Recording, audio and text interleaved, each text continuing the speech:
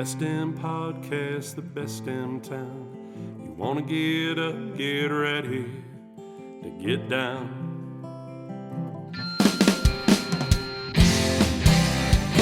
With its big wide sky and the wild river Thames, if you want to go, we can take you there to Great Falls, Montana.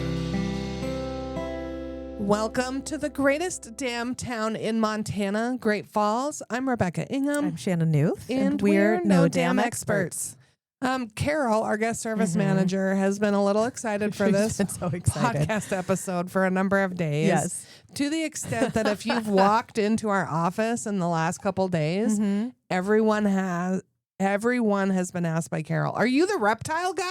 Yes, because she forgot what day it was, and she was just so excited. So we had a meeting yesterday, and 5 people showed up for this meeting, and everyone she walked in, are you the reptile guy? I'm like, that's not today, Carol. So finally, the reptile guy is here. So Yes. Shannon, what is in store for our listeners today? Yeah, reptile guy and gal are here. We have James and Crystal from Big Sky Reptiles. Thanks so much for joining us, making the drive up to see us.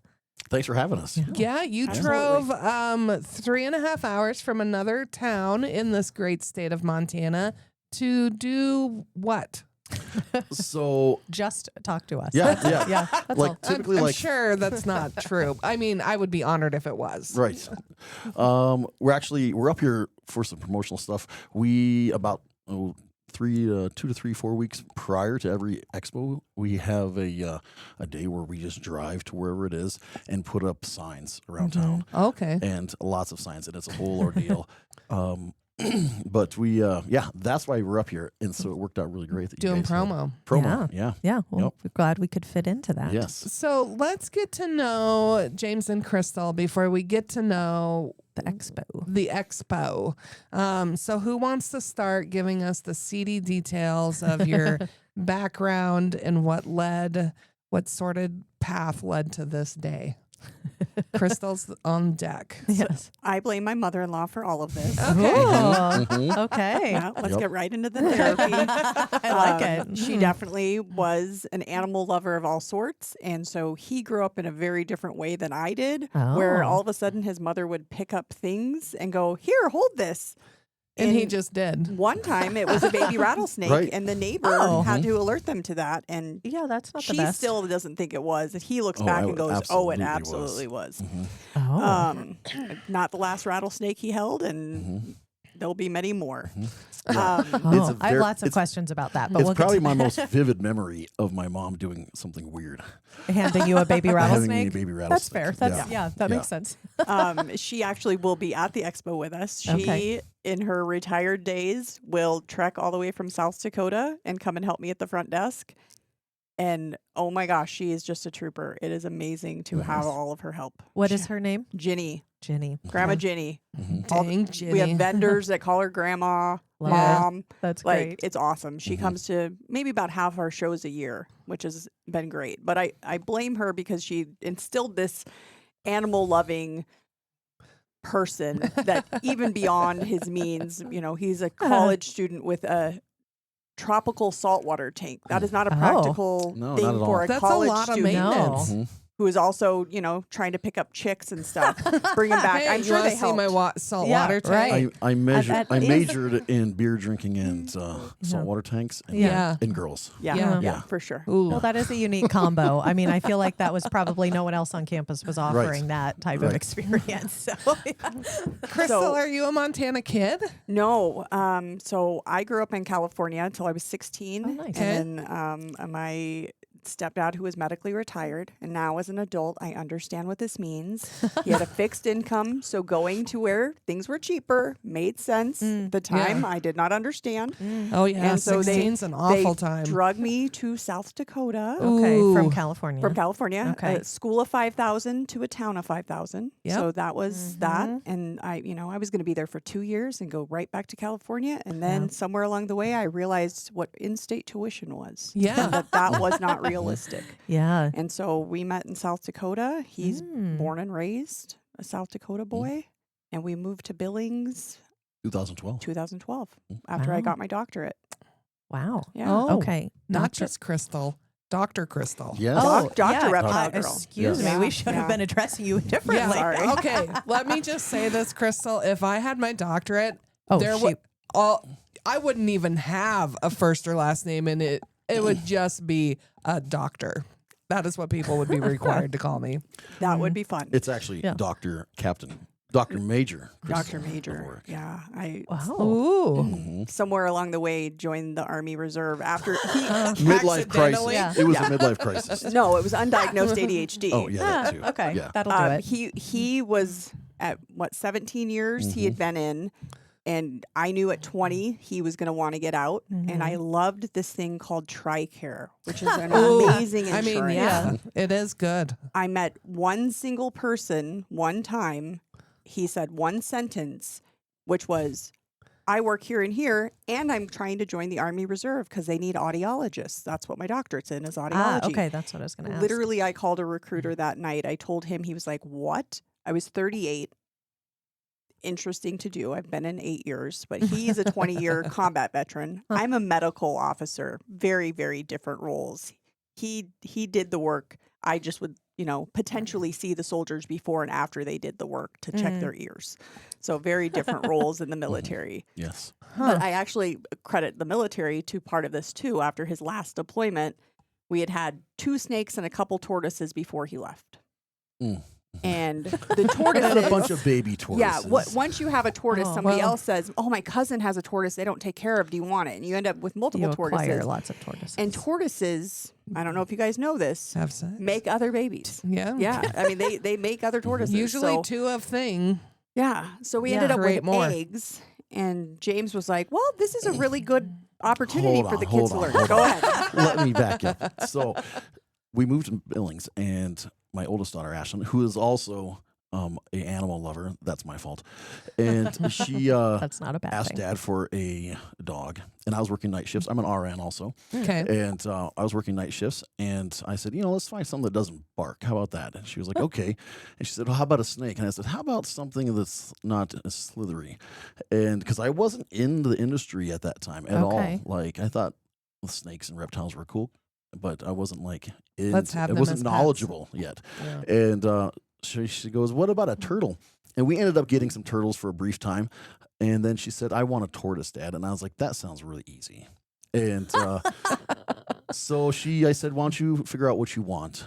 And so she decided on a sulcata tortoise, which I actually do not condone at all anymore, that species in general. And I said, okay, cool, yeah. And we ended up getting this tortoise. And Third biggest in the world. it was the 3rd largest That's species. that kind. Yes. Yeah, I mean, What was it called it was a again? Gulf Ska- Sulcata, Okay. African spurthide. Okay. And yeah, and it started growing really fast. And my youngest daughter, Alexis, being always in her older sister's shadow a little bit, was like, I want a tortoise. Ashlyn gets a tortoise. So we got another one. And then it got around at the hospital that I was like this tortoise guy. And I was like, no, I'm not. My kids have tortoises. And then it was like, oh, my kid has a tortoise that they don't take care of in the basement. Do you want it? We'll just give it to you. And I was like, what's one more tortoise in the backyard? Because we had built a little garden for him. And that happened like a few times. Like maybe 4-ish times. So all of a Oh sudden my we had a gosh. herd of these tortoises. Well, And thank God they don't run fast. once I we know. got Boris, it was over. Yes, Oh, that's a yes. great name Russian for tortoises. a tortoise. Russian tortoise. So Yeah. Boris fits. Boris, the Mhm. Russian tortoise. Yes. Yeah. And they are so Russian tortoises. Their locale or where they live indigenous to in Europe is very similar to our weather patterns here. Oh. And they've been trying to breed them down south for decades and with minimal success. And we just did it on accident. And so I bought the girls they started bringing all these eggs. And the girls were like, let's hatch them. And I was kind of like, yeah. And so, but I was like, what kid gets to say they hatched baby tortoise eggs growing Right. up? So I was like, sure. I went and bought the cheapest chicken incubator you could find, like $20, like a styrofoam incubator. And 65 days later, we had a bunch of baby tortoises. Oh my gosh. How And- many? Like how many? 20. Oh my 16 to gosh. 20-ish, maybe Yeah, more. within I that was thinking first like round. 3. Yeah. That's Yeah. a lot. Yeah, they're very prolific. So many So tortoises. many And the tortoises. male is very tenacious. Boris was Yeah. very good at his job. Yes. Anyway, so then we ended up selling all of them for like $150 plus shipping. 85. 85. I was deployed when she was selling them. And but anyway, I was kind of like, hey, this is kind of fun, and it didn't take a whole lot. And that's what really started Big Sky Reptiles, the beginning of it all. Yeah, it's super easy. It doesn't take a lot, right, babe? Oh my god. He works No, I work two two jobs, full-time basically. jobs. Yeah. Hmm. Yeah. Yeah. He's got a whole warehouse now. Oh, A of warehouse tortoises? of reptiles. Not just tortoises. It's a menagerie. Yeah. Like we have tortoises, turtles, like diamondback terrapins, which are a really rare species of turtle that are white skinned and really Oh. beautiful looking animals. And then we have a bunch of monitor lizards, and we have some really rare tortoises. Okay. Skinks. And skinks. And lots of snakes. And I don't Yeah. know what a skink is. A skink is it's a lizard. It's Okay. a species of lizard, and yeah, they're mainly like ground dwelling creatures. Okay. And they come in all kinds of cool colors, paint jobs and whatnot. And paint jobs. Yeah, you'll hear me refer to like the colors as paint jobs. Okay. I 'Cause- like that. Yeah, Yeah. yeah. Well, I refer to smells as flavors. Yes. Yeah. Perfect. Oh, for sure. Yeah. For For sure. What flavor is that candle? Don't eat it. Right. That's reptile flavor. Yeah. So, before we divert from this topic, you have a warehouse full of reptiles. Do you just walk through them and go, "Oh, look at all my reptiles," like some Yeah. weird person, or do you like bring people in and they get to own one of the reptiles, or are they just an exhibition? Yeah, yes, and yes. Okay, So, okay. So yes, I walk in and I stare at my animals, and they're Oh, like- look at all my animals. and then I give tours, and stuff Okay. like that all the time. At least it seems like maybe once a week. Yeah, typically that's a word of mouth thing. One of his Yeah. buddies at the hospital is like, "Oh, my kids love," and he's like, "Come on by. I'm going to be working all day this weekend." And nothing like official, nowhere where people buy Yeah. tickets or anything, but kind of let people figure that out. But that's a lot of what the expo is about too. Right. Is that exposure? I feel like I say my generation, but we're all the same generation. But I feel like there was a bad stigma on reptiles. I definitely didn't grow Especially up. snakes. Yeah, just with a mom that was picking up rattlesnakes and handing them to me. Yeah. But eventually my sister did have snakes. She was a lot older than me and lived in another state. But I wasn't afraid of snakes, but it just definitely wasn't something that I knew a lot about, that I was passionate about. But to see these little kids get to learn and hold, even when their mom is 3 feet away because she's deathly afraid, she at least sees the value in them not developing that fear and learning the education and getting to hold it and get Insta photos and, like, And the embrace animals it. that we bring are like amazing ambassadors. They're animals that thousands of kids have held by now. And so putting a 6 foot long snake wrapping around a little kid's arm or something like that, and they're holding them and they're just massive smile. Yeah. If I could do that all day long, Oh, that's what my job would be. It's the best feeling in the world, seeing that sparkle in kids' eyes. Yeah. Yeah. so let's go, James, to the before you were holding baby rattlesnakes. What's your jaded path to get to where you are today? So we've hit Grew up some in South highlights. Dakota. I grew up in South Dakota, pure South Dakota. And I was Okay. yeah, Keep in going. the middle of nowhere. And My college she's- roommate was from there. oh, She's okay. from a town of like 5 people, so she gets So you that. can relate to Pierre. Yeah. Yeah. So yeah, I grew up in Pierre, and I was pretty like typical. Wasn't growing up. I liked catching frogs and stuff like that. And I had a pet lizard at one time, a chameleon, or no, iguana, and that was it. I really didn't have reptile pets growing up. I had dogs. I hunted a lot and fished a lot. Yeah. And graduated and went off to. It took a year, and then I went to Black Hill State, which is where Crystal and I met. And I deployed in 04, 05 for my first deployment with the South Dakota National Guard as a combat engineer. Searched for roadside bombs, built lots of character. We were a very typical Army family where we decided on a Sunday, got married that Tuesday, made a baby that Tuesday. Perfect. And he was positive, like, oh, we're going to start a family. And it was like, all right, well, we've known each other. We've been dating 4 months. This is a great idea. Both ADHD. Yeah. Extreme ADHD. I didn't know then, but Yeah, I knew. yeah. Everyone knew. Oh, everybody knew for you. So he deployed and left as with a college kid with a couple roommates and a girlfriend that never left. I was in the bachelor mindset even when I got back because I hadn't experienced like marriage life at all. And I was pregnant the whole time, so I'm becoming a mother. Yeah. Like in my mind, I am a mom. Yeah. He's telling me cute stories like, and he denies this, but I know he believed it. He's saying, oh, I've been hanging out with the married guys. Like when he's down at Fort Carson, he's like, they say the first year's the hardest. So like, we get to skip that, honey. Oh no, you still get a first It's just year. delayed a The little, big maybe, 2 yeah. years. Oh, it was great. Yeah. So yeah, but yeah, he got to come home for the birth of our oldest daughter, Ashlyn, who is a prolific goalkeeper. Oh. Yeah. Like a stud. Nice. Played for the Grizz. She was a She starting was keeper for the Grizz. And then recently, this last December, moved with her college coach and like half the team to Wazoo. Okay. And so yeah. she's gonna Play a for year a year there. there. Nice. Yeah. And So then who knows what she's gonna do? She might go pro. She might not. Yeah. But she is phenomenal. no pressure, Like, honey. No yeah. pressure. Is this It'd the be great gamer for you too? to- It Yeah. is. Yeah. Okay. Yes. Rocket League. Oh. She's We very don't know good what at that is. rocket. I was like, She and every other kid in the world knows that. It's not us. soccer with race cars. Yeah, essentially. I don't understand, but No, okay. It's Yeah. an amazing game. It- Shout out to I mean, Rocket it League. sounds It's fun. fun I to don't- watch. yeah. It sounds like a game we used to play when I was in high school, where we'd go to the baseball diamond with our vehicles and play Yep. baseball. Mm-hmm. Yep. You I round the bases in your Yep. cars. That is Yes. awesome. Small towns. And then like if the ball went really far, like you'd race out to the outfield to get it. what could go wrong? Nothing. Right. right. Kids, don't try that. Leave it to the professionals. Leave it to the experts. The no damn experts. That's right. Leave it to the people that grew up without phones, Yeah. capturing Yes. their every move. Right. No kidding. Right. Yeah, Very for true. sure. Yep. Yep. It does make me wonder if maybe somebody I went to high school with started Rocket League, though. I mean, Oh, Yeah. it's sounding very similar. Yeah. Could be. The fact that I've never heard of that makes me feel like, gosh, am I sheltered?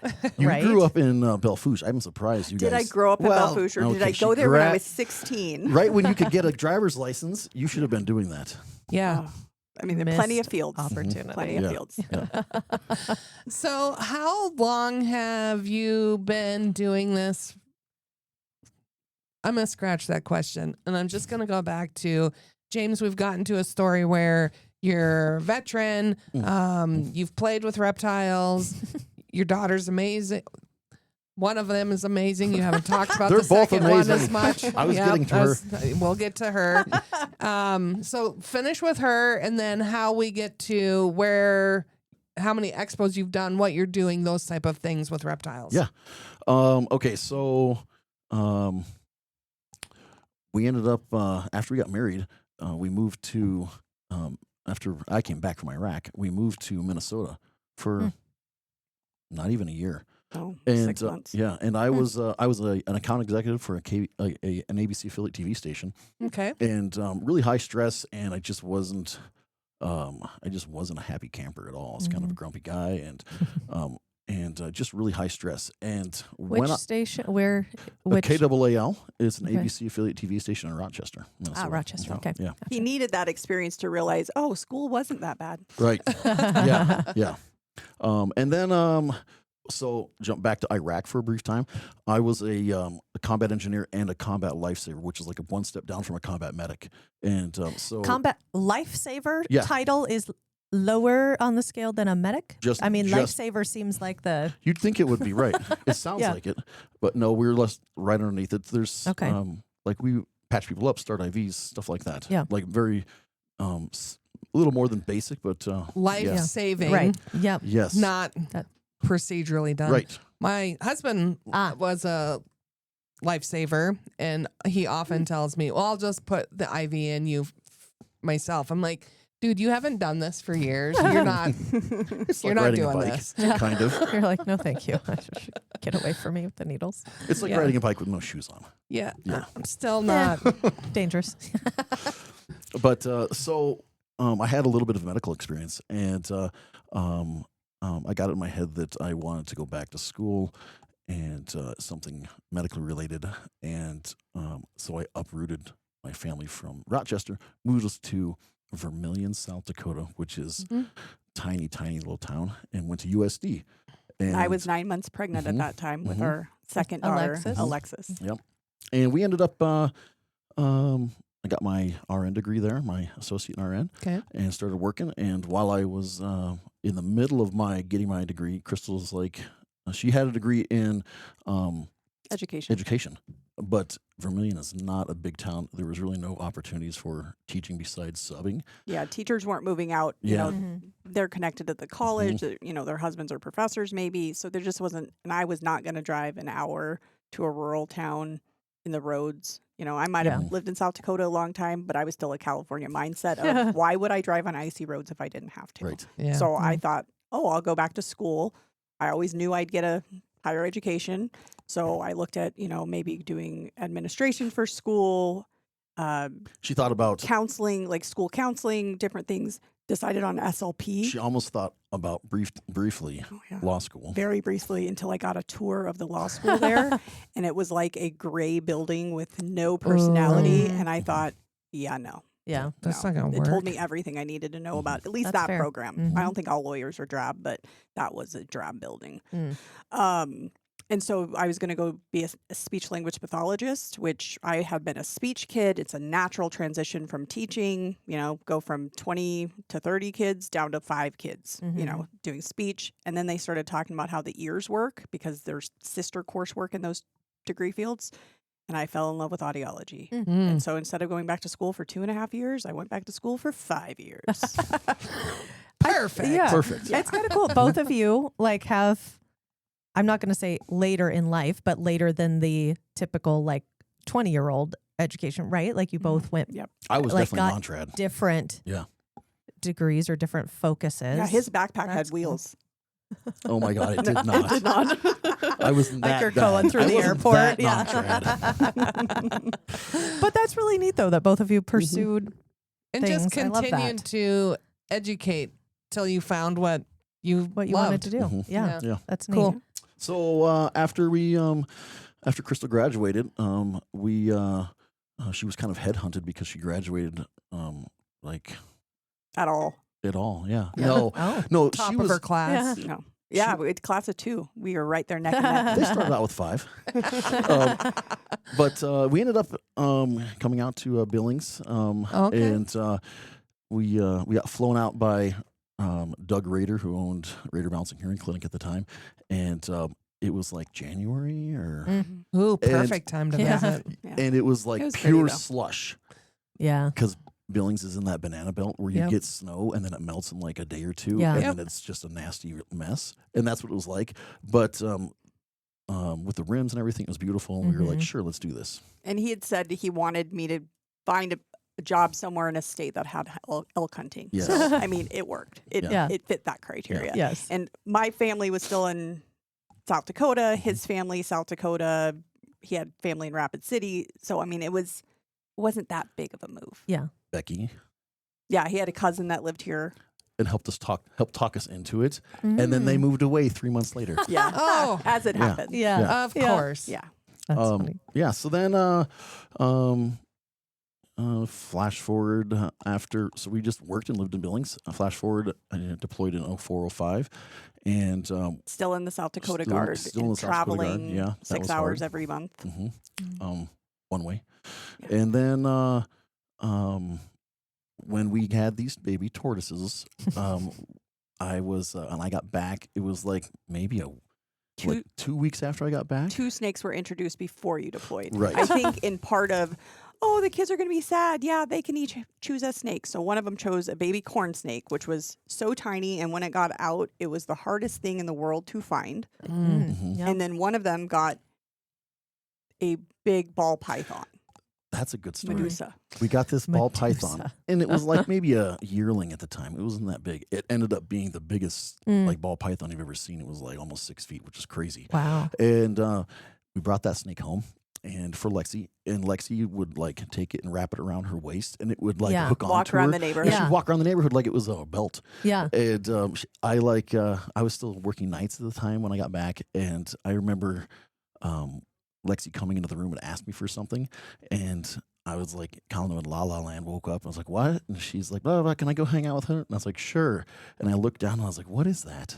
And she had the snake wrapped around her, and she's like, oh, I'm just taking Medusa with, Dad. Okay. And yes, the best part, though, when I first put that snake into her hand, it had never been around a small child before. Oh. And Lexi was tiny. She was a tiny kid. And this thing opened its mouth and started like trying to see if it could fit her hand in there. And Crystal and Lexi's like, Dad is really squeezing my arm. And I was like, it's okay. It doesn't want to fall. I didn't really know much about snakes. And I was like, it just doesn't want to fall. And she's like, okay. And a couple minutes later, a minute or so later, Dad is really, really squeezing my arm. And I look over, and she's like, what's he doing? And it was like sizing up her hand. Oof. And so I ran over and pulled it off, and Crystal freaked out. And Yeah, Was good reason. understandable. The Understandable. highlight to me was older sister Ashlyn when he was deployed. But she took care of both the enclosures because she really has always been And the the animal tortoises. lover. Lexi loves animals, but she also loves baking and lots of other things. And so she comes up and she goes, Mom, and she would have been a 6th grader. Mom, don't freak out. But Medusa bit me, but I'm fine. But she has red nail polish at the time, and our kids were not always nail polish kids. And so then I just looked at her hand, and all I saw was the red nail polish, and I was like, where is it? I mean, it was like a tiny, she was absolutely fine. Now, I would say maybe on a monthly, semi-monthly basis, he gets bit. I don't get bit. Oh, we used My to. employees get bit. Oh, yeah. Yeah. Anyway, Did they learn their lesson? did they? So we ended up with okay, so we came back after my deployment. We went to an expo, the Big Sky Reptile Expo, before we owned it, and it was a fun little tiny, like maybe like 10 vendors, something like that, and maybe less, but 20 to 30 people Yeah. attending at the time. yeah. Like, Okay. Like we walked in was and calm. you could easily see all the tables and then like it wasn't, and you could walk through and it wasn't a crowd, not really. And I was like, hey, I didn't even know you guys were a thing. This is the first time I heard about it. My kids and I decided to come. And he was like, oh, cool. And I was like, yeah, I breed Russian tortoises. And so the guy took my information down and then contacted me I don't know, week or so later, and at the time he had a Facebook page that was the expo page, and then he also had a vendor page. There was a closed vendor page, so you had to request to join it, right? And I joined it, and the next year I vended, and by that time we'd actually had gotten another snake, and we had baby snakes as well at that time, and but we were really successful at that expo. We sold almost all of our animals and made lots of money, and then and then I really got into it and just started buying. And a lot of times, so I didn't have anyone telling me how to do it, and that you shouldn't just buy. And people with ADHD do that; they just buy, and that's what I did. And we ended up with a lot of snakes in a very short amount of time. And then Steve Carnival was the person that owned it and started the expo. He posted on the Facebook page that he was, or the group, that he was wanting to retire, and he was an older guy and he had some health issues, and I jumped on it, and it was not well received. I was like, always, did you know that? always a supporter. I mean, yeah. day one, I was like, absolutely, that's a great idea. No, I very much was like, wait, how much does a venue cost? Like $800? Well, what if we don't make enough money to, like we were not, we were early college grads, still paying, going and build a, month to, or, paycheck to paycheck. And so I very much was like but what if? And that's Yeah. just how my brain works. That's how my processing works, is like I can find the holes in things, and that can be very helpful. But when it's received as you're just negative. Yes. Yeah. I was wrong. I will tell you that. I was absolutely wrong. So our first expo, okay, I spent, I don't know, maybe $300 on Facebook advertising, and we had 1,500 people show up. Oh, Yeah, and I was Nice. like, holy smokes, how did I do this? And it's just him and Lexi doing it because and Ashlyn and had how a old was soccer Lexi? tournament. Oh gosh, she would have been. She was 11? a fourth grader when you deployed, so she would have been like a fifth or sixth grader. So, Yeah. and I had brought the few animals that I had for like a petting area. So, but I had to man that. I didn't think there was going to be that many people. Yeah. And so Lexi was like, "Oh, I can handle the front, Dad." And we were just charging $5 a person is all to get in. And there was a massive line. And so my little fifth grader handled all this money. Oh my gosh. Fifth graders should still not be handling as much money as she did. And so she, like, when she had too much here, she just was like, "Oh, there's a shoebox." I'll shove it in And there. she just started putting the cash in a shoebox right next to Yeah. her. And she'd get up and walk away sometimes and come tell me, "Hey, Dad, can I do this or whatever?" And I'm like, "You need to go back over there and Well, man that. earn the I'll money. I'll come over and relieve you in a second." And so it was kind of a fun learning experience. Yeah. Crystal shows up at about 3:00 in the afternoon Yeah, after soccer tournament. after the soccer tournament. And very much like, "Oh, how do we do?" And then Lexi's like, "Little, it's money, Mom." and that was like when Crystal really realized, wow, there's something to this. And we just grew like fast after that. Every year we added one more expo, and now we're up to 7. 6 Oh. in Montana and 1, and people have been clamoring to add One in Rapid others. City also. Wow. Yeah. And This will be our second year in Great Falls, and Okay. Over how many years? 8 is our 8th year, I think. yeah. Okay. Yeah. Wow. Mhm. And this is the second year in Great Falls that you're doing that coming up. Okay. I know a family who went to the expo last year and was absolutely excited. I got a call because she works in economic development. I work in tourism. She's like, "Did you know there was a reptile expo happening in Great Falls?" I'm like, "I did not know that." And she's like, "It's amazing. We had so much fun." And I said, "Oh, that's cool." I think it was our up to date. It was our biggest first time show. Yeah. Ooh, Normally, the go other Great places Falls. we've had to Yeah. no, it was A few thousand. yeah, Really? it was Wow. great. You know, and every expo we've really thought about like, okay, where are the, sore spots? Like, what can we fix? And just trying to like add Streamline. one little thing.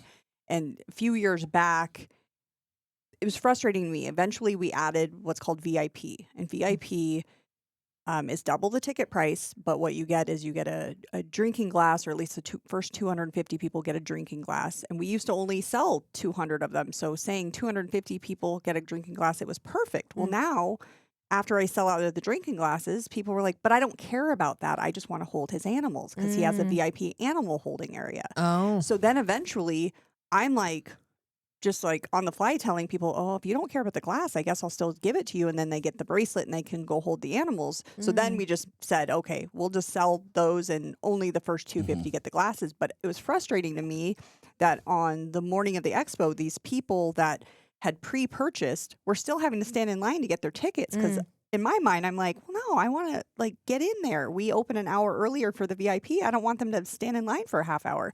So then I came up with the idea, like, oh, wait, the night before, I don't do tons. I'm like organizing my, ticket area and stuff like that. I was like, people can come the night before and pick them up if they want to pick them up early. And then they walk in, they have their bracelet, they just enter Cruise it in. right through. Now, not everybody does that, so there's still lines, and I hate to see lines, but it's such a good problem to have, and nobody ever seems Right. annoyed by it. But so every expo, we just try to add something new. This time, we have like his staff in the animal holding area, because we'll have like 3 or 4 people working for him, but nobody 100 knew who they people. were. So now they're going to have bright colored shirts that say staff. So people will know, like if they have a question like, "Oh, what kind of snake am I holding?" They can ask a person, and It won't be asking like me, who's just standing around too. Right. Absolutely. And that happens. Absolutely. I don't know.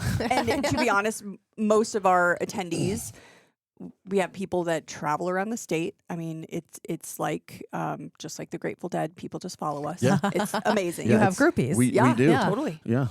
And they They're know their expo stuff, groupies. and they would answer the questions Mm-hmm. just Yeah. the same as I answer Walmart questions because I used to work at Walmart. Like, you know. Yeah. And some of them, we start noticing, hey, they're here at every expo. We just hire them. Yeah. Which is That's smart. That's happening Yeah. to a few That's of them now nice. because Yeah. they're educated from previous expos. Clearly All I have to they're, do is put a dedicated. T-shirt in their hand and say, here. Yeah. Yeah. Let's Smart. do this. Yeah. So what's the experience like Mhm. like at the expo? Yeah. What am I seeing? What Doing? what am I doing? So we haven't really talked about our vendors. We talked about, you know, Mhm. Steve Carnival having Yeah, yeah. vendors, but Yeah, that what is is- what is it like- allows us to do that. What are the vendors? So- and are they selling like fish food or what are Yep. they? So there's okay. dry goods. Okay. But then there's also breeders, like local Montana breeders. And there's a couple bigger breeders that do some exports.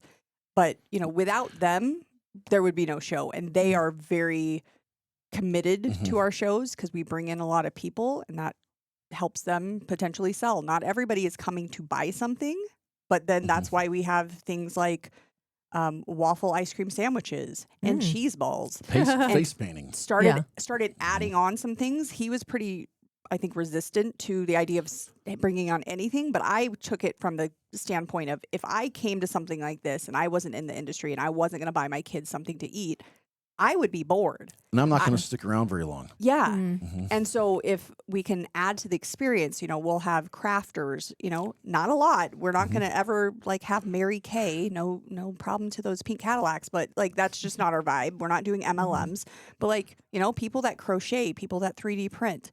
We have Candle people. a couple 3D printers that have been with us for a few years now and they do amazing. Shane if- Spiders has been with us since the and Montana Geckos. Shane Spiders and Montana Geckos, both out of Helena, have been with us since the beginning. And Shane has never missed an expo in Montana. Ever. So is he selling spiders? He sells spiders, but he also He sells all kinds of stuff. Okay. He's, Yeah. he's really good at 3D printing.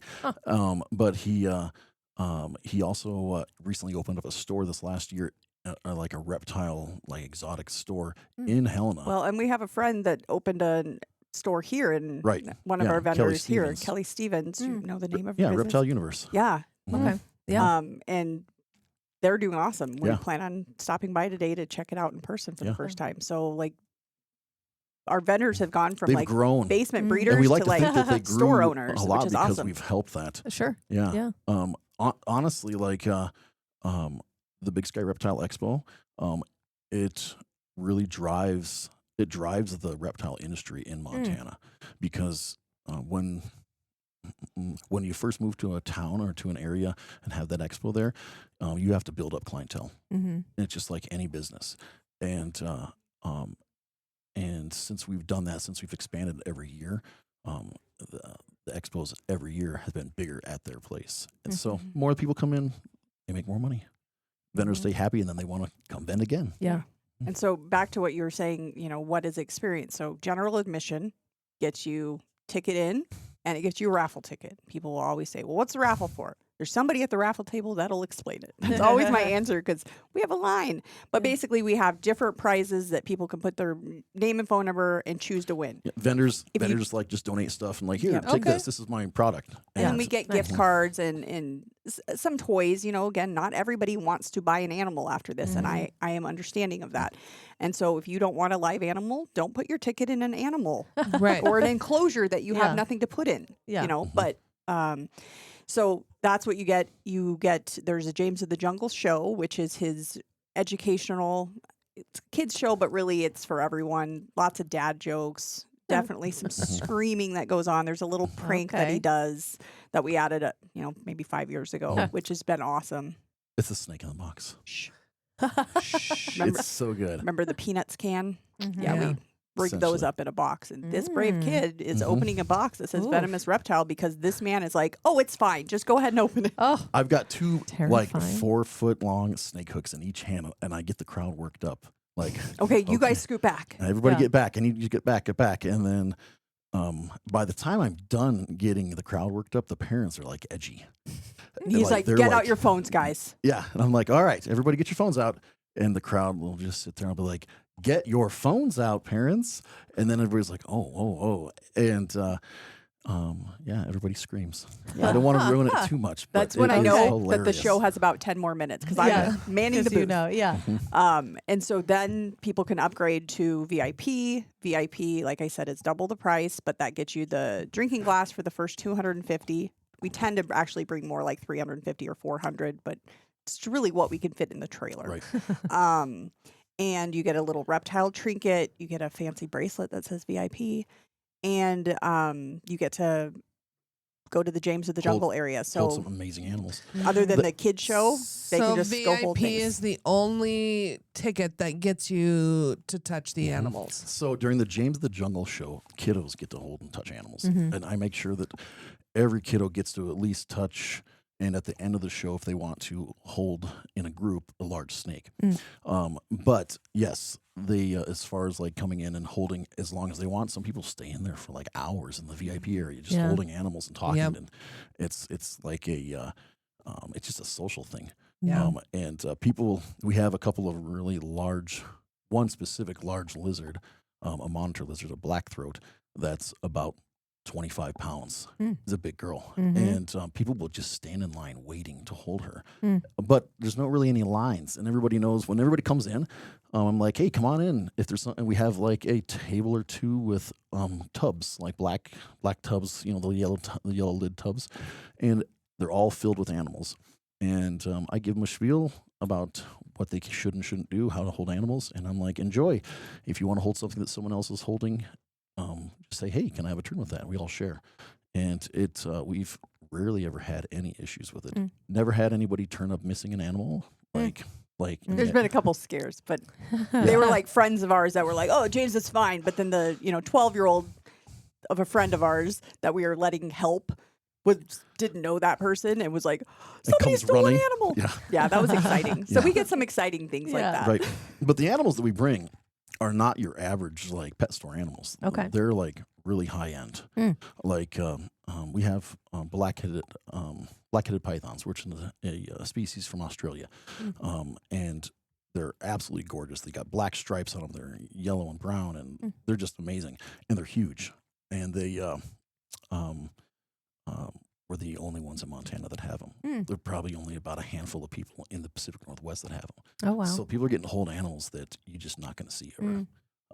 And they get to hold them all day. And it's and that's that really drive. Once we started doing the VIP stuff, that's when people really started pouring in. Yeah. That's when it became popular. And, as far as whether people can hold things, there are some vendors that have an animal, like maybe their pet that they have that they'll let people interact with and hold. But really it comes down to a lot of the things on tables. Those are stock. I mean, it's, if you think about, the breeding industry. From a business standpoint. So the idea that they're going to have this baby go around, not lots of the vendors do that. Now, if somebody's really interested and they're like, okay, I'm trying to decide between this snake and this snake, probably then they're going to, but the actual animal holding. And so a lot of people don't know if their kids are even into that. So I just say, just get the general admission by all means. And then gauge your kid's experience. And if they're like, Mom, but I want to hold this, but I want it, they can come back up and upgrade.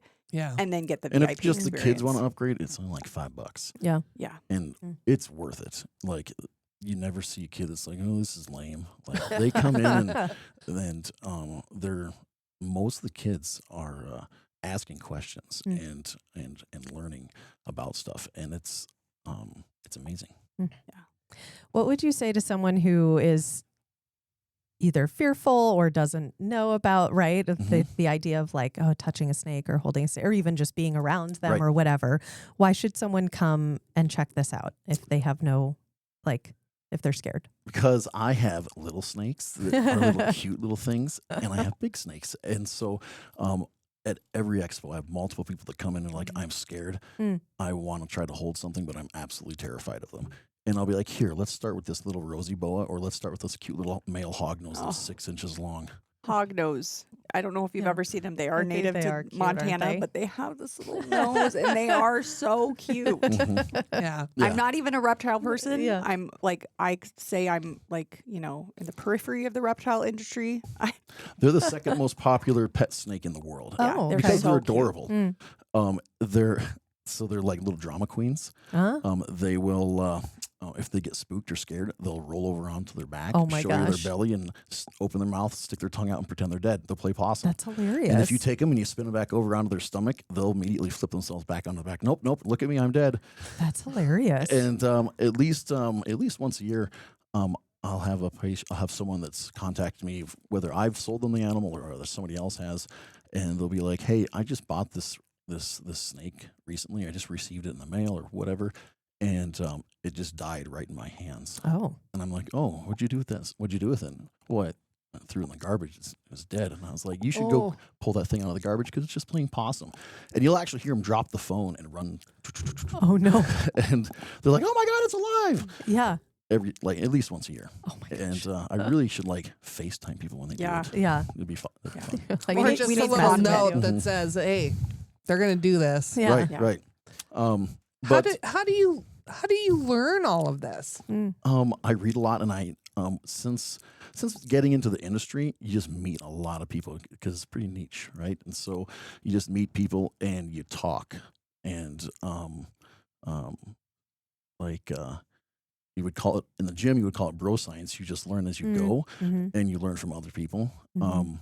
And There's I'm been not one some of big those- YouTubers that have gotten lots of popularity. Right. There was a guy, Brian Barczyk, who passed away a few years back from pancreatic cancer, and he was a massive driving force in the ball python industry, and almost to the extent that he created this oversaturation because so many people got into breeding them, and now we only actually allow at max 4 ball python breeders at our expos. So most of the time it's just 3, and it's because the market's so oversaturated with them.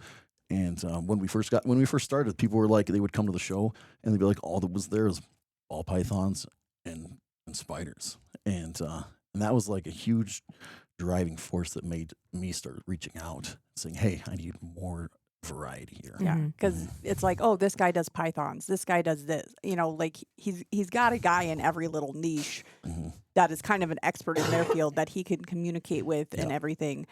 We don't sell any of our animals at the show. He does breed animals and sell them. But We've gone to a couple other shows, but we don't want to be competition directly with our Vendor. vendors. Yes. Ah. We're we do well with our with at the front door. Yeah. And Yeah. stealing money from our vendors. That's exactly Yeah. what it would be. Yeah. And there's a lot of expos out there that are they're not the big mainstream ones, but They don't have that philosophy. they don't have that philosophy. They just hire people to work the front door, and they sell their animals at a booth, competing with the people that paid them to come and buy and to sell animals.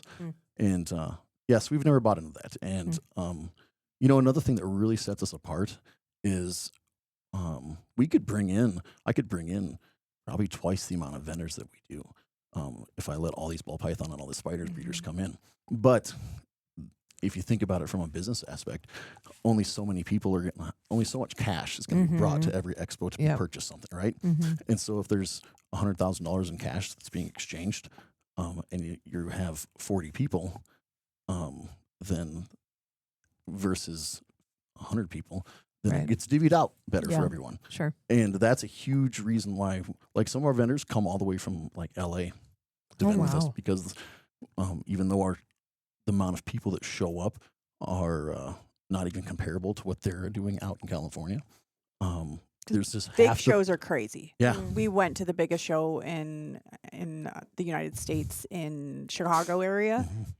I could not believe. I mean, the tables were just Everything's touching. Yeah. everything's touching. It was just mass chaos. Mm. But also, if I saw something at one booth, I didn't even remember where it was. Yeah. Or Yeah.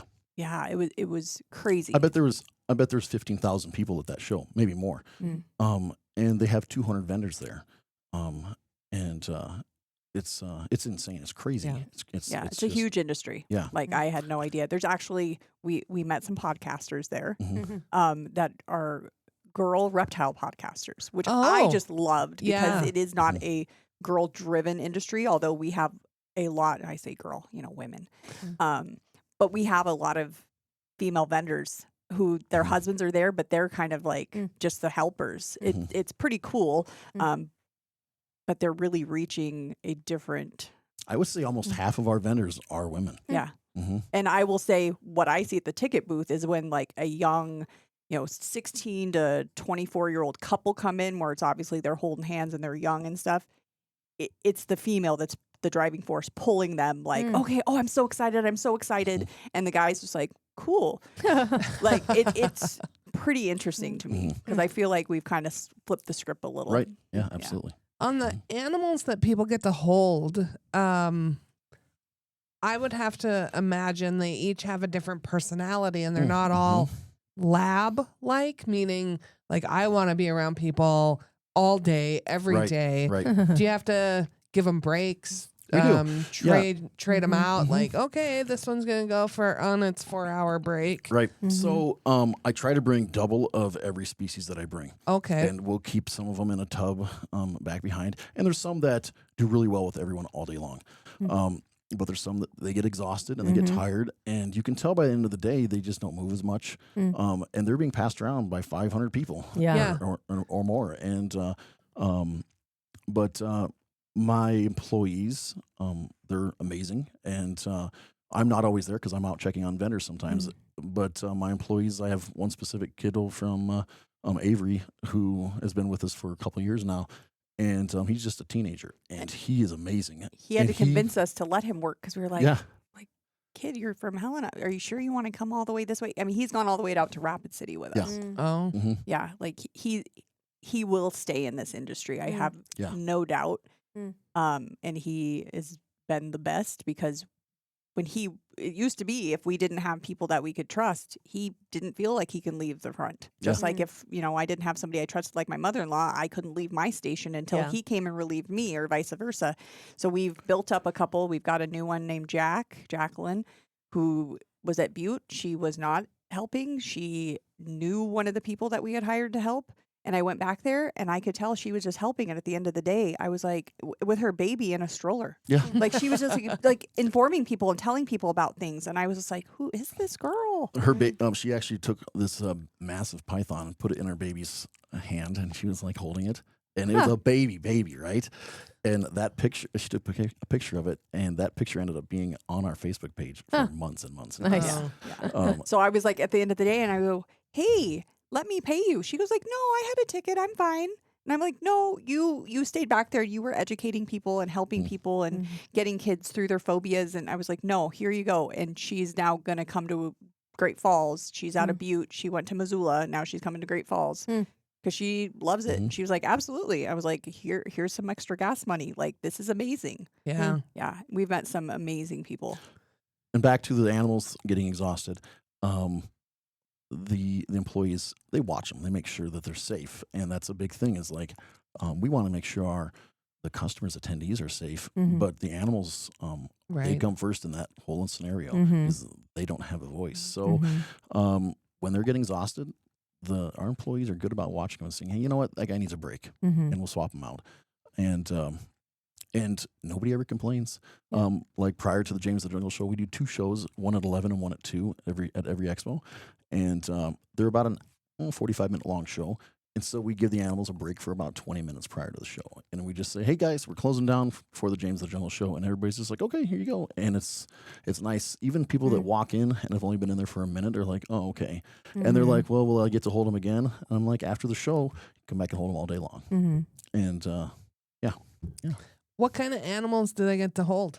So I bring pancake tortoises, which are this species of tortoise that is literally like an inch thick is all. Oh my gosh. And their shells are squishy. Weird. Oh my Yeah, gosh. it's crazy. So when you think of turtles and tortoises, you think they have hard shells. Yeah. These guys, this is one of the only species in the world that can actually change the size of their shell at will. Oh. So it's kind of a defensive mechanism that they developed. And they will squeeze into rock crevices and sleep there. And so they will suck in air. If something comes along and tries to pull them out, they'll suck in air and lock themselves in Oh place. my gosh. Yeah, it's what crazy. a cool superpower. The other cool thing is, so these guys are very social. And if one goes into a crevice and his buddy's like, hey, I think I can fit in there too. And he'll crawl in on top of him and another one on top of that one. Oh my gosh. And they'll squeeze each other in there as many as they can fit. And when something comes along and tries to pull one of them out, he sucks in air, and his buddies feel that as well. And so they'll suck in air too, and they'll all lock each other into place. It's super cool. And That so is anyway, so cool. I just like that they stack on top of each Yeah. other, Yeah. just They're pancakes. like pancakes. Yeah. It's they very Yeah. much enjoy being just How stacked. big. I said they're not very They're- thick. so they're How about like large are they? they're about like a Like a like plate? 6 inch. Are they like a small 10-inch plate. pancake? Like a small plate. Yeah. They're like a 5 to 6 inch pancake. Okay. Yeah, they're not going to Okay. fill you up. Okay. They don't. We don't offer gluten free though. Yeah. No. And that's a turtle or a tortoise? Well, all tortoises are turtles, but not all turtles are Okay. tortoises. Okay. So, Which yes. one is that? So the pancake. The pancake is a tortoise and a turtle. Okay. But yeah, it's confusing. It's a great Venn diagram. I Yeah. mean, Yeah. Yeah. tortoise is in the middle of a circle of turtles. So all tortoises are turtles, but not all turtles are tortoises. Yes. Okay. And technically speaking, the only true turtles are sea turtles. Oh, So okay. turtles, and then you have terrapins, which are Yeah. another form of That turtle, sounds like a dinosaur. right? Mhm. And so, Oh, they're so cool. yeah. Yeah. Anyway, brings okay, so terrapins. back to the animals that I bring. So we've got pancake Right, we've got tortoises. pancake tortoises. I bring monitors, which is a dwarf species of monitor lizard related to like the Oh. Komodo dragon. So instead of Okay. having a 10, 12-foot lizard, you have like a 12-inch lizard. Okay. And they're super chill, and people love them because they just hang out all day long. Mm. And then we bring these little cute things called gidgee skinks. Oh. That so we bring a lot of Australian species. So gidgee skinks, the black-headed pythons, we have a couple other species of monitor lizards that we bring, the ackies, and everything cool comes from Australia. Also, everything that wants to kill you comes from Australia. Yeah. So then, Sounds about right. Yeah. so we bring those guys. We bring like 3 or 4 different snakes species, like Rosy boa. we bring rosy boas, which are like indigenous to the U.S., and they're just super chill and cool, and they have tiny little heads on them. Think of the rose gold color from iPhones. Mhm. Yeah. That's the color of them. Yeah, Really? They're beautiful. really pretty. Mhm. Huh. And Good then paint job. Yeah. right, Yeah. right. Absolutely. And then hognose. We bring a couple hognose. And what else? A couple of big lizards. So we bring a couple of water monitor lizards that are only like, we'll call them teenagers. They're about 4 or 5 feet right now. 4 feet Oh, right now. wow. Okay. They'll probably get upwards of like 6, 7 feet. Okay. How and much they're do they weigh? 20 pounds ish, 25 as adults. The big one though, our big black throat monitor, she's only like maybe 2/3 grown. She's 25 pounds. Wow. And so at full grown, full size, she'll probably be close to like 35-ish, 40 pounds, and Wow. the size of a like a sheltie. Huh. Like body wise, they get big. Wow. And but all those bigger monitor lizards, they go through like a terrible twos phase, and so they're just mean up until about 2 years old. Because in the wild, they're small; everything wants to eat them, so they're automatically like it's ingrained. Hey, I got to be mean to everything. yeah. And then all of a sudden, at like 2 years old, something just snaps and they turn on, and they're like, "Oh, you're not going to eat me. You're feeding me." Yeah. And then they just become super chill, like puppy dog tame. Huh. And Wow. yeah. So what else? Is that Yeah, it? he normally brings between like 12 and 15 different Mhm. animals. If an animal is about to shed, it's called in the blue. Their eyes are glazed over. You wouldn't want to bring an animal They can't that see. can't They get a little see more what's going defensive. on. They Yeah. can't because they're going to see be when more they shed? defensive. Oh yeah, yeah. So they're Oh. about to go in a shed, and I didn't know that. Yeah, so snakes, they don't have eyeballs or eyelids. They have just Okay. the eyeballs, and so they have a special skin that's over the top of their eyes. Yeah. and that will cap over and it'll turn blue, Okay. and so they're literally blind for we'll say 2 to 3 days during Huh. that process. So they get really kind of dull looking, Yeah. and then their eyes gloss over, and their whole body kind of glosses over to like a bluish color, and depending on the species. But and then all of a sudden their eyes will change back, and then within about 24 hours they'll shed their entire skin. Oh. And as long as they have a semi-humid environment to shed that skin, it Yeah. all comes off in one piece. all rolled up like a condom. So they're practicing safe, Yeah. safe snake sex. But yeah, it's and then I love it when they shed the week before because that new paint job on them Oh, looks yeah. fantastic. Yeah. It's like shiny, Shiny, just Mhm. polished Yeah. up. Yeah, Uh-huh. they look fantastic. Fresh and new. Yeah. One Wow. of the snakes that we bring, a couple of them we bring are these indigo snakes. They're jet black. Ooh. So all snakes have on their scales have these microprisms, and you can't see them without a microscope. But the sun reflects off of that, light reflects through them, and turns them like you see that indigo colors. That's why they're called the indigo snake because they are gorgeous, gorgeous. And when they shed, like they just look like a rainbow. Oh. It's Mm. legit cool. Wow. Oh. Anyway, so Do you? Yeah. So I'm just saying, like, I have dogs and been Mhm. around horses a lot, and I very much develop like attachments to them. They have their personalities, like have relationship with them, all of that. Is there? Do you? I mean, you talked about them having personalities, right? Do you develop like oh yeah. a relationship, for lack of a better term, with these animals Absolutely. too? Yeah. So when employees go into like an animal's cage or an enclosure, we keep our snakes in a rack system so they can't get out. When my employees go in, not that they're hesitant or anything like that, but they smell different than I do, Mm-hmm. and they just act differently, like way different. But I've been doing it for a long time, over a decade. I've been doing it, and so when I reach in for a snake, I just reach in differently than other people, than my employees do. He just reaches in knowing there's a chance he's going to get bit, but he acts like he's not afraid. It's that whole like, If you're working with 100 dogs, you're going to you're get going to get bit. Yeah. If you work with Yeah. 100 snakes, you're going to get bit Yeah. once in a while. Right. It's Sometimes he it's gets logic. It happens. real good.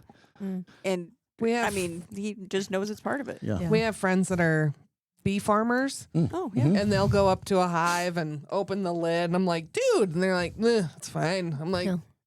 it's not Yeah. fine. Yeah. And they're like, when you do this every day of your life for the last 25 years, Mm. Now, it's fine. He hasn't talked about the couple venomous things that he's gotten. Beaded lizard, Oh, yeah. Gila monster. Yeah. And he has gotten tagged by them, and his thumb, it got big. Ooh. So, yeah, it looked like I had like sausages for fingers. Yeah, it was. but it's a big deal. lifesaver. He's fine. Yeah, Yeah. It was. He can do his own IV. Yeah. Yeah. No, there's no anti-venom for the Heloderma family of lizards. So like Gila monsters, beaded lizards, there's no anti-venom for them. But their venom is not something that it's defensive only. It's not meant to kill. They don't incapacitate their prey in the wild by biting them. It's a whole defensive thing. So they bite something, they're going to Just grab a to hold get of away. it. Yeah, they're going to grab it. They're going to chew on it a little bit, and they don't actually inject like what a viper would do. They have pores at the bottom of their mouth, the bottom jaw, and when they bite down, the venom glands in their lower jaw squeeze and just push up venom into their saliva. And so they grind on something, and that wound opens up, and the saliva gets in, and that's how they get envenomated. That's their whatever's trying to eat them, and they're fun. But would they be poisonous if I ate them? So there is a difference. People always say, "Is this Yeah. a poisonous Like, animal?" yeah. And So there's a difference between poisonous and venomous, right? Mm. Poison is ingested or absorbed. Uh-huh. Venom is injected, Okay. like through the skin, stuff like that. Anyway, so people always say that. Is That's this a a good poisonous distinction snake? to I don't know. know. Are you going to eat it? Yeah. But anyway, so yeah, I got. That's good. That's I good got to know. tagged. Yeah. I got tagged by our beaded lizard. they use the word tagged Okay. instead of Yeah. bit Yeah. I noticed because that. it sounds cooler. Yeah, yeah. So I got tagged, and my thumb and finger swelled up to the size of big like Polish sausages for maybe a few hours. Yeah, he took some Benadryl. Yeah, that's about all you can do. Yeah. And then, this was good actually. Last year, at the Great Falls Expo, the day prior, I was on TV. I did an interview, Okay. and I was holding this Gila monster, gorgeous animal, like they're orange and black, like bright orange. It's just a beautiful animal. And I was talking about how venomous they are and whatnot, and one of them had a little piece of like bedding like stuff in their mouth. So I reached up to pull it out. It didn't like that, and it went latched onto me for a brief second. And they also have an anticoagulant in their saliva as well, so it keeps you from closing up that wound. Yeah. So I started bleeding like crazy, and they're like, "Oh my God, are you okay?" And I'm like, oh my God, call 911 quick!" And they're like, "Oh my God!" They started freaking out. I'm like, "I'm just kidding, guys. You're fine." And yeah, I like to poke the bear a little bit. It's fun. Well, and again, if you have 100 dogs, somebody's going to get bit. Well, if you have these animals, eventually somebody that isn't you may get bit. Yeah. He handles that wonderfully, because if a kid gets bit, he goes, "Oh my gosh, you got tagged. Good job." Yeah. And high fives the kid. And the kid just like looks like, Yeah. "Oh, okay." Yeah, And, it's that idea of we've like got if you first freak aid out, kits. they freak he out. is an RN. Yeah. I mean, people aren't holding the animals that we're concerned about, like, you know, the Gila monsters. Those aren't the ones that they're able just to hold. Those are the ones employees who are trained can hold, and then they can pet their back and their tail and all that. Yeah. So there's no concern other than a kid potentially freaking out, and they have never, because when he sees it, he makes them think, "You're the coolest kid." And actually, as I'm sitting here, I'm thinking we need stickers so that if a kid I gets got it, tagged. yes, Yeah. or maybe a I went to the T-shirt. Yeah, a I got t-shirt. bit by a snake at Big Sky Reptiles and Big Sky Reptile Expo, and all I got was this crummy sticker. Yeah. Yeah. Or a shirt. Yeah. Yeah. That would be fun for them. We give away so many shirts then. Kids would be like, "Come on." Oh yeah, Come yeah. on. Well, we just don't advertise it happens, Yeah. but like, you know, They don't wanna to like Prod go it. wash Yeah. your hands, and we'll give you something when you get back. Right. Yeah. Well, I think it's great that people get access to this just as a, introductory, that they're not to be feared, that they're great little animals. And I took my niece to the Lewis and Clark Festival where they had the snake guy, and all these kids are around, and she's like, I want to hold a snake. I'm like, "Oh, okay." And inside, I'm going, this is the dumbest thing we could ever do on planet Earth. Why are we spending time doing this? But at the same time, I didn't want to transfer that fear to her because I wasn't looking forward to that. But she's like, "I'm going to give it a shot." I'm like, "All right, let's do it." And I'm like, "Oh, for God's sake." And she goes right in, and she waits her turn to hold the snake. And she's like, "Come hold the snake." And I'm like, "Sure, this is gonna be fun." And it wasn't that bad. And had it not been for her and me looking like I was a scaredy cat, I would have never done it. But she was right there, ready to go and excited. And look at this one, and grabbing, and I shouldn't say grabbing, picking up and moving around. And she did fantastic. And it's good to see kids and then their subsequent adult peers be comfortable in those spaces to be a little bit more knowledgeable. Yeah. So thanks for making that happen. And that's what's that's what keeps people from developing these stereotypes is experience when they're little, so we can get past that as an adult. My best friend and college roommate, her parents, they're both into biology, and her mom's a biology teacher and all of that. So they had pet snakes and things growing up. And when her parents came to visit us in college, they brought one of their ball pythons, Pi, with them. And, we're not even supposed to have like dogs in the dorms, right? So it's like we have this like python in the dorm with us that was hanging out for a couple days. But she would walk around with it wrapped around her stomach because it likes the warmth and hanging out, right? Is that correct? Yeah. And so I remember she not forced, but was like, "Here, you should do that with Pi." And I remember it was just this mental game, right? Because I'm like, there is a giant snake literally wrapped around me right now. And it was this mental thing of like, okay, this is good for me. This is good for me. But also my brain was like, oh my God, you're going to get squeezed to death. Like, what is... But you wouldn't have thought twice about picking up a dog and carrying it around with you? Oh, never. No. Right. Well, I should clarify. Not all of them. You got to read the room with the dog, right? Yeah. But yeah, correct. But it was just kind of that mental, thing. And I have a very healthy respect of snakes. I don't want anywhere near rattlesnake, right? I don't want my dog to get bit by a rattlesnake. But I just remember that, like, just the mental game of like, okay, I have a giant snake wrapped around me, and this is okay. But also, anytime it could just, decide to kill me. Yeah. One of my things that I do that kind of not freaks people out, but they're like, okay, I'll be like, hey, all right, who wants a snake? And I'll just put them in people's hands, whether they want them or not. If they're in the VIP area and they've got a wristband on, I'm like, oh, chances are you want to hold it. Right. But there's always that person that looks awkward at first. And then you're like, when they start going, we call it running. You just go hand over hand with them, right? Just go hand over hand, and they'll eventually calm down and they'll nuzzle, like scoot up to you because you're warm. And I walk away, or like I walk away, keep an eye on from a distance, and within like 5 minutes, they're just like, "Oh my god, this is so cool!" Yeah.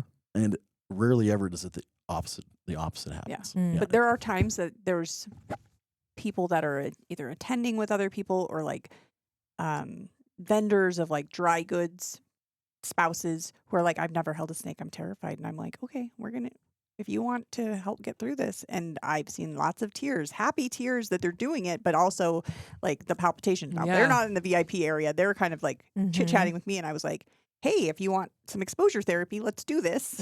Yeah. Don't worry, I'm a doctor of audiology. I'm a doctor, trust me. Yeah. Yes. Let me see your I'm ears. a doctor and my husband's a nurse. We're fine. It's fine. But it's been really, really cathartic. Like people that initially they held the little tiny, hognose, and then the next time they came with their spouse, it's like, okay, I think I want to try something else. But normally we can find something in our table that they're like, oh yeah, that's no problem. Like a tortoise. I've never seen anybody afraid of tortoises. Right. Yes, they're different, but they're not that. I mean, they, pet their head. It feels not that different than the lizard, Yeah. So. When is the Great Falls Expo? April 25th. Yes. April 25th. Doors open for VIPs at 9 a.m. Ooh. And general admission opens at 10. And open till 5. Where is it? Great Falls High School. Okay. In the gym Oh. area. That big old gym. Yeah. It's the biggest gym in Great. Montana. And it's like Hey. perfect. So you enter that backside as if you were coming to a basketball game. Yeah. Tickets can be purchased at bigskyReptileExpo.com. We'll put that in the show notes too. VIP pickup. If you buy VIP and want to pick up early and you get your better chance of getting your glasses, will be probably starting at 4 p.m. that night, 4 to maybe 8 p.m. At the venue. Yeah. It's Great. Yeah. It's going to be a good time. And like I said, James of the Jungle show, which is like super fun. Do you have like a special outfit for that? Yes and no. Yeah. he wears like a zookeeper type outfit, but he's Safari such a shirt. sweaty Yeah. boy that Ugh. Yeah.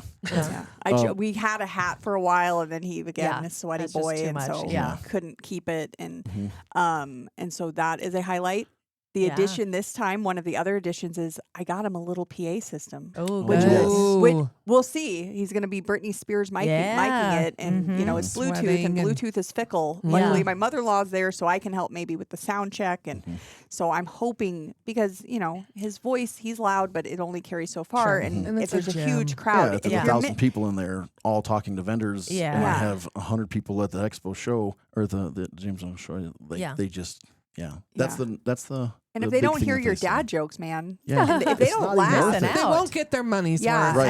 and I Right. tell all the parents that come through, and they go, "Oh, kid show." I go, "Yeah, but it's for everyone. But please laugh at his dad jokes. He's sensitive." Yeah. I'm just He sensitive. needs that. it. He needs it. It's how we make the world go round. Right. Well, thank you for what you do. Yes. Yeah. Thanks you. for coming to Great Thanks so Falls. much for having us. Yeah, it's been a blast. I am relieved that we don't have animals in the studio. That is one thing we've never done. Oh. And I was it's wondering- I okay was if like- we don't ever. Well, I shouldn't say that. We've done a there was a episode dog with a in here. dog. Yeah, we did. We can start slow. A stinky Bring a dog. tortoise Yeah. next time. Yeah, pancake one. Baby steps. Yeah. Yeah. Well, again, April 25th, Great Falls High Gym. VIP tickets sound like the only option to me. And then get in there, touch animals, laugh at jokes, see the vendors, have a blast, Yeah. and continue to do great things with reptiles. That's amazing. All right. I Thank need you to both. say our other daughter's a pole vaulter, and she's amazing too. Yes. Yes. Good, Good job, to job. both of them. She, Yes. she jumps Is she for. still in high school? She's No. not. Hi. She's in Arizona, going to school at Mesa Community College. Oh, nice. Ooh. Pole vaulting Yeah. on a scholarship there. Awesome. That's awesome. Well, good job Very to both of your athletic very kids. athletic daughters. Yeah. Well, It's still not going to It's count. Crystal. She's going to listen to this and still be like, "It was at the very end, Mom," but whatever. yes. Got it in there. I won't edit it out This either. is the first time you've been parents. It's not that big of a deal. Right. You'll master it sometime. Right. Folks, until we see your bright, smiling, happy, healthy, beautiful faces in our fine city, we do hope you're creating amazing memories with your friends and family, wherever you might be. See you soon. We're No Dam Experts is the recorded claims from Great Falls, Montana, covering what you need to know about this amazing damn town. Damn, that felt good.